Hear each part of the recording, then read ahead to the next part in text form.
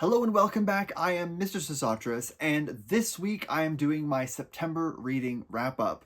Now, September was a month of lots of long books, and so I didn't actually finish a ton. I only finished 4 books this month, but that's fine. We'll go through those 4, and then I'll look forward to what's going to happen next month. So I didn't start any new series, and I didn't read any nonfiction this month, sadly. So next up, we're going to go to my favorite fiction standalone, and that is The Mere Wife by Maria Devon Headley. I did a pretty long video about this on my TikTok, and so I'll just kind of rehash what I talked about there. But this book was absolutely spectacular. It is a retelling of Beowulf, but it's set in sort of suburban America in a post 9/11 world. And it's not really set in any specific place. It's kind of like Edward Scissorhands, where you've got sort of, it's America, but it's sort of this unrealistic environment where you've got the sort of perfect affluent suburban neighborhood at the foot of this sort of wild mountain where no one goes, and inside the mountain is sort of the remains of a long forgotten train station, and there's just a lot of conflict between these kind of two worldviews. And so you've got sort of the people living in Harrot Hall in this case, um, is like a neighborhood. It's like a gated community where very, wealthy, white, pretentious people who live in this sort of very ridiculous bubble. It's also very heightened. Think of it like Stepford Wives, where it's almost satirical in the way that it sort of lampoons these sort of wealthy, crunchy moms and all that kind of stuff. Everyone is sort of sinking into addiction and affairs, but on the surface it's all very poised and proper and well put together. So it's so good. And then you've got the Beowulf character, who is the son of this sort of traumatized ex Marine, I believe she is, who was fighting overseas in Afghanistan maybe, and sort of she is the Grendel's mother sort of character, and she's homeless, she's living sort of in this mountain, and she is very, very traumatized by something that happened to her in the war. And so she's very paranoid, and so we can understand her kind of basic motivations. It's sort of protect her son, keep other people from finding her, but again, her son is curious and he wants to connect with the other people, especially the people down in the town below.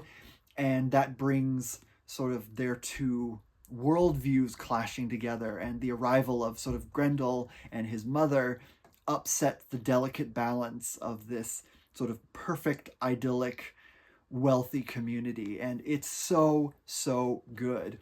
I can't really describe this in any more detail without just ruining all the surprises, but just the analog between this and Beowulf is gonna reward someone who's familiar with the story. There's also this really cool thing where at the beginning of each section there's a different translation of the word whet. So, like, sometimes it's what, sometimes it's hark, sometimes it's lo, and that's the word that opens the poem Beowulf. And it sort of means lots of different things. Like, at one point it says tell. And so each section is sort of a different way you can interpret that word. And it's one of those ones where it's filled with Easter eggs, but you can also enjoy it, even if you're not that familiar with Beowulf, if you just read it as a satire of sort of America's upper class in the post 9/11 world, you can just read it as that, and you don't even have to pick up on any of the Beowulf stuff. It's just, the Kardashians, but in this weird neighborhood where they hope that no one, reveals all of their dirty laundry, and it's just wonderful. It's funny, it's brutal, it's emotionally devastating, it's so well written. The prose is gorgeous. I really, really loved this one. And I am talking about Beowulf in my Lit 101 series, so I will be revisiting this as well as John Gardner's Grendel in that. So I will be going into more detail again in that series.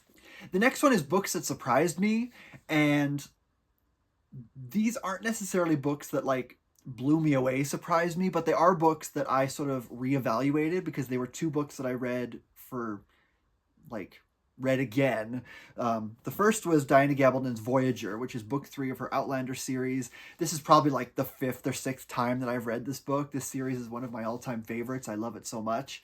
And this is always one that when I first encountered it, I sort of bounced off of it a bit because the first third or so-ish of the book, maybe like the first fourth, is some of the absolute best writing in the series. It's phenomenal. We get to see the two main characters in their lives when they're separated from one another, and the emotions and the drama and the adjusting to the new normal and the surviving the trials that they both go through is outstanding. It's so good. It's like my favorite section of the entire series. It's so good.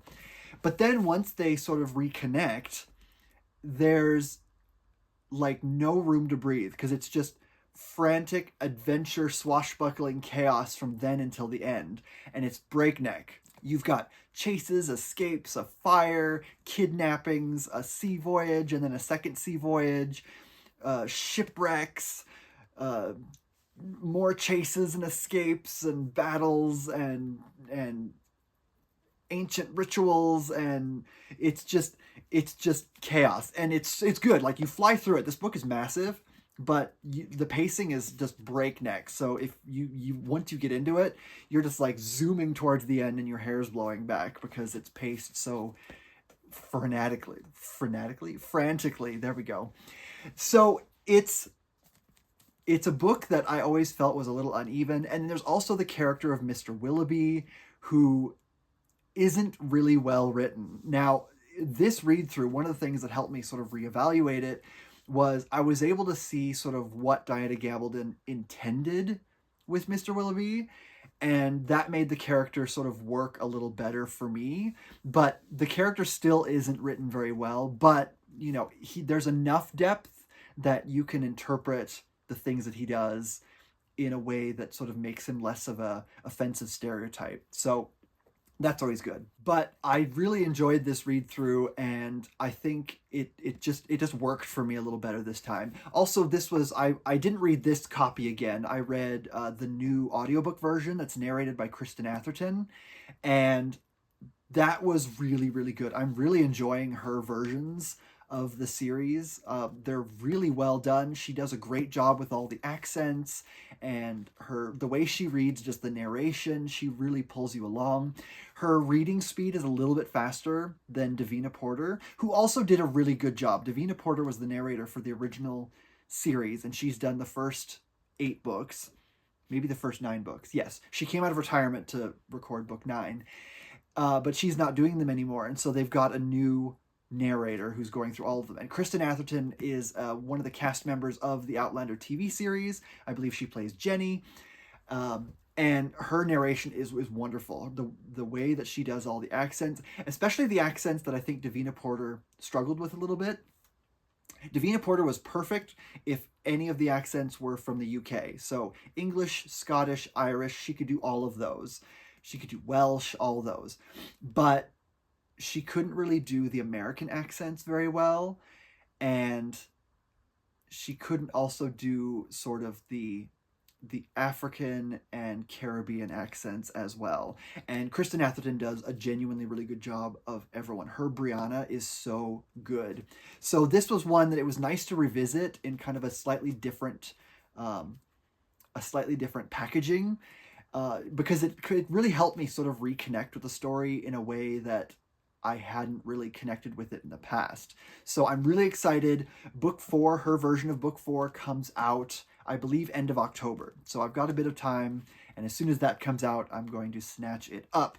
So Voyager, continuing with the series. Next up is The Drums of Autumn, and I can't wait to read it. The next book that was also a reread was, I'm rereading Stephen King's Dark Tower series right now, and I got through book 3, The Wastelands, and this book was excellent. And the thing that I reevaluated about this one was the first time I read it, I was early in my college career. I was like a first year, and the overall adventure of the story worked. Like, it's paced really well, the characters are really interesting, and the threats are really interesting.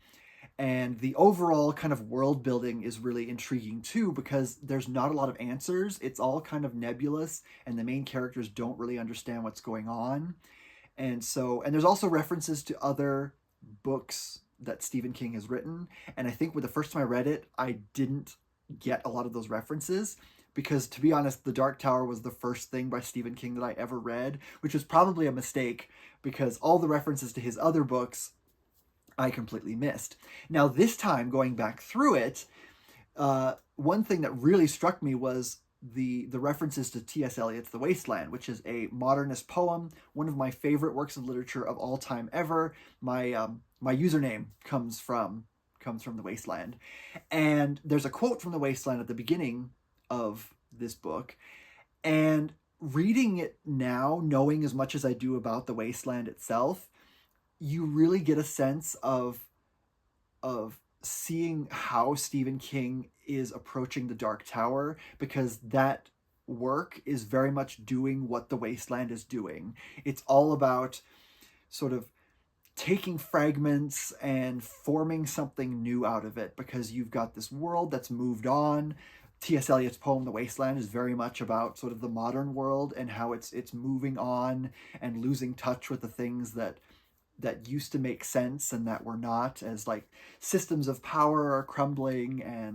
And he's got all these references to, at his time, what kind of would have been pop culture, but, you know, Shakespeare and Wagner operas and just everything. There's like Buddha sermons, and there's Hindu religious texts, and there's references to everything, like classic poetry and Alexander Pope's poetry in one section. Like, just there's quotes and references to everything, like Dante's Inferno and everything.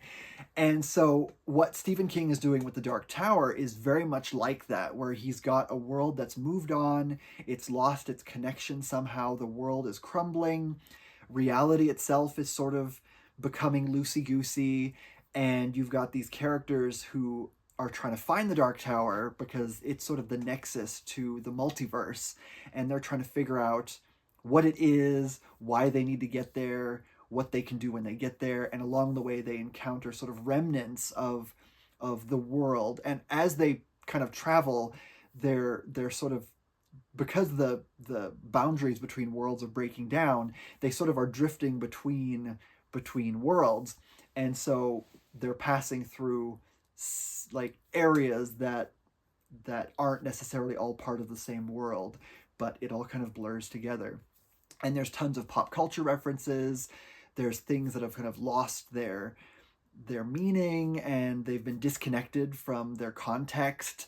And it's very much Stephen King in The Dark Tower is doing what T.S. Eliot was doing in The Wasteland. And I thought that was so cool, because having read it in between when I first read the series and when I'm rereading it now, it made the ambiguity of The Dark Tower make a lot more sense. Because when I first read it, I was a kid, I was like 19 or 20, and I really wanted to like latch on to sort of the lore. I wanted to know the rules of the world, you know, something like Lord of the Rings.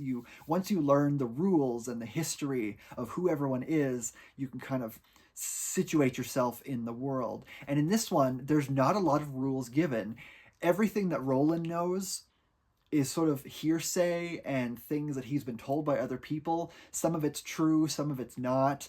And we, the reader, don't really know exactly what everything is, how it's working, what's going on. For example, at the beginning of The Wastelands, they fight this giant cyborg bear, who is said to be sort of one of the guardians of one of the beams of the tower, because there's like sort of 8 guardians that preside over sort of the universe.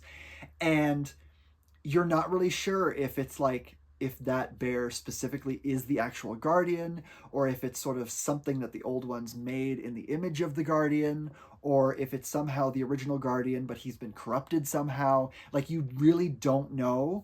And I think the first time I read this book, I found it a little frustrating because I wanted like hard and set answers, and you don't get a lot of hard and set answers in this. And so this time I'm just able to sort of float along and enjoy the ambiguity of it all, and not have to be obsessed with finding specific answers, because it doesn't really matter. It's all about what happens to the characters on their journey. And I'm having a great time with the series. I'm reading book 4 right now, and I'm looking forward to doing a review of that one when I get there. Next up would be books that disappointed me, and I didn't really have anything that really disappointed me, but since I only read 4 books, I figured I'd find an excuse to mention one of them. And that would be Summon the Thunder, which is book 2 of the Star Trek Vanguard series. This is a series that's set during the TOS era, and it follows sort of a space station in a remote area of the galaxy that is, the people in charge are investigating sort of a very old kind of ancient alien style mystery, but no one else on the station is aware of it. There's a bunch of ships that are attached to it. It's a very big station, and so they have to kind of keep their main mission under wraps because everyone else thinks they're just there to support the colonies that are kind of nearby. And the concept of this series is really, really good. The first book was great. I had some issues here and there with the first one, but it wasn't bad. I still really genuinely enjoyed it. But this one, just, there's some cool things that are revealed, but I feel like the book is so, this one was written by a different author than the first book, but it's so in love with its huge ensemble cast that I think it sometimes finds excuses to make sure we know where everyone is when not everyone is necessarily relevant to the plot of that's being told. It's more, it's like these characters that we have to keep track of because they'll be important later kind of thing, because everyone has sort of long character arcs, and that's the appeal of the series. And so it just didn't grab me. There's some really great stuff. Like I said, the main mystery at the heart of the series is great. I love it. I am going to continue reading the series, but it's just one of those ones where it's like, instead of things happening organically, like if you think of Star Trek Deep Space Nine, which is my favorite Star Trek series, so much of that series came from the writers watching how the actors interacted and letting the characters sort of grow and evolve in ways that made sense. So you've got a character like Nog, for example, who was very side character-esque. Even in like the first episode, he's a guest star. He's not any kind of main character, but the actor who played him, Aaron Eisenberg, was so good, and he had such an interesting like potential to him that the writers started giving him more and more stories, and by the end of it he's practically a main character with this amazing character arc that's so good. And I feel like in this series they were trying to recapture that feeling of like long character arcs and growth and change, but they're aware of it from the get-go, which I guess is fine because it means they've planned the whole series out. But you get a lot of like, you're aware of the hand of the author saying, this will be important later, so hold on and just keep watching this character because I promise they'll get more important later. And it just felt a little clunky at times. And also there's a queer relationship, there's a sapphic pairing, and normally I would be all about that. I love sort of better representation, especially in Star Trek, which has not been super great at sort of explicitly queer characters until more recently. And so when there's this duo and they're great, but they're not given any kind of emotional depth. It's just sort of, they're described in the way that you would sort of someone who's having an affair who doesn't want to talk about it. And so we don't ever see them having conversations. We don't ever see them forging any kind of connection. It's literally just there's references to the fact that they're sleeping together, and that's it. So it's sort of like it just feels very tokenism, and it feels sort of perfunctory. And I've been told that the way those characters are handled a bit later in the series isn't super great, so I'm a little concerned about that. I wish they'd been handled a little bit better, because I wanted to see sort of the emotional connection. I wanted to see the relationship that's developing between them, and instead we don't get any of that. We don't get them even having a conversation aside from like maybe one short scene. It's all just sort of, yeah, they're together, but you know, there's nothing there. And it's like, well, why then? What's the point of this relationship? Anyways, that's a bit of a rant, but I am going to continue the series. I am a big Star Trek fan, and I've heard really good things about the series, and it's very satisfying apparently. So I am going to keep going, but I have reservations. So that's everything that I read this past month, so just 4 books. But I do want to look forward to sort of what I want to do upcoming month. We are getting into October, so that's sort of Halloween season, and I'm looking to read more scary horror type stuff, gothic books and whatnot. So I am excited about that. One book that I want to read is The Castle of Otranto by Horace Walpole, which is sort of one of the earliest Gothic novels. It was sort of one of the books that sort of was formative in the Gothic genre. So I want to read that one. I'm currently reading Salman Rushdie's Midnight's Children, and that one's taking me quite a bit longer to get through. I think it's actually taking me longer to get through that one than War and Peace, because War and Peace was written in a very kind of prose style that I'm very familiar with. It's very, 19th century novel prose. It's all about character, but it's not necessarily something that you really have to struggle through. It's not sort of deeply poetic. With this book, I'm really enjoying it, but it's much more about this dreamlike quality, and the prose is very much a major player in what makes it work, because it's poetic, it's beautiful, it's sort of ethereal in a way, it's funny, it's satirical, and it's dark, and there's just so much going on. And so it's one of those books where you just have to kind of, it's like walking through an art gallery. You have to take your time and go through it slowly as you look around, and just appreciate sort of the beauty of the language and the characters, and there's lots of cultural references too, because it's set in India after it gained independence, and then the years of partition and all that stuff. And so there is a lot of times where I'm like taking breaks to sort of look up the historical context of what's going on, because there's references to political figures and movements and things that I'm not familiar with. So it is taking me quite a bit longer to get through that one. I'm about 2/3 of the way through it. I've got maybe 200 pages left, so I should be finishing it maybe in the next week or so, but that's what I'm going to be finishing next. And then I'm going to move fully into sort of the Halloween books and horror and gothic stuff. So I'm excited to do that. I do want to continue with the Gormenghast series. I read the first book and absolutely loved it. And so I want to read the second book, which is just called Gormenghast. And so I'm excited to do that.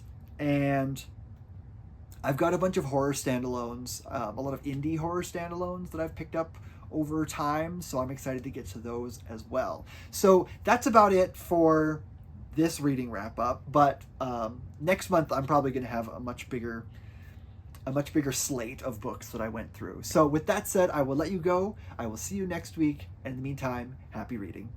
Bye!